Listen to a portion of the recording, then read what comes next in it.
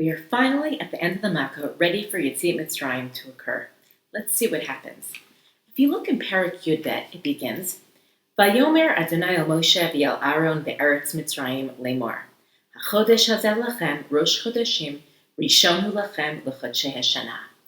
This month is now going to become the first month of the new year. The Psukim then continue with very detailed, elaborate descriptions of what they have to do in order to bring about the Geula. They have to get a SAR on the 10th of the month, watch it for 4 days, eat it for Shachtet ben Harbayim, put the blood in the doorpost, eat it at that night, can't leave any left over. And the Psukim go on to say this will become a holiday in the future as well, called Chag HaMatzot, for 7 days from the 14th until the 20th. I don't know about you, but reading these Psukim kind of felt a little anticlimactic to me.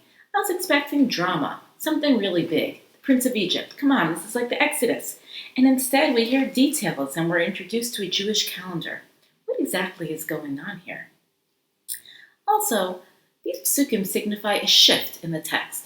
Up until now, we've seen a story narrative from the beginning of Bereshit up until this point. And now suddenly we're introduced to a legal narrative.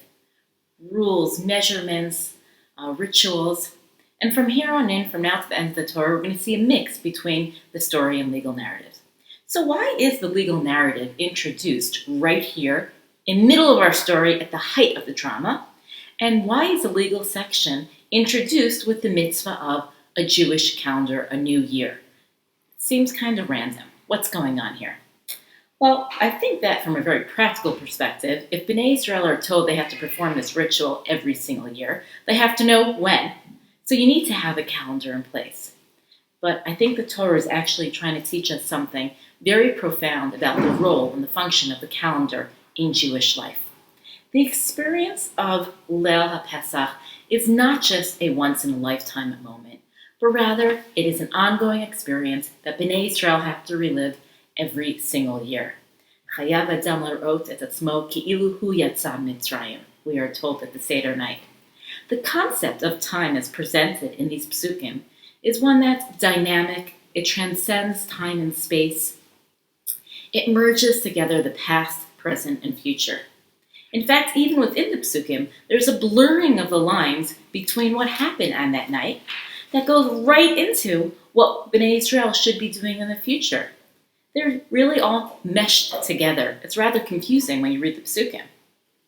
Furthermore, Bnei Israel are asked to be active participants in building the relationship with God.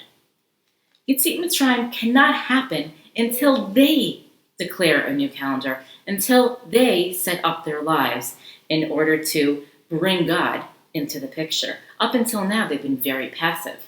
Just like we do today in Rosh Chodesh, we sanctify the new moon every single month. And so I think it's very apt that the Jewish calendar is the first mitzvah presented to Bnei Israel as a community. It creates the framework for living a God-centered life, and it forces us to confront our history on a daily basis. And most of all, it makes the past come alive. Thank you, and Shabbat Shalom.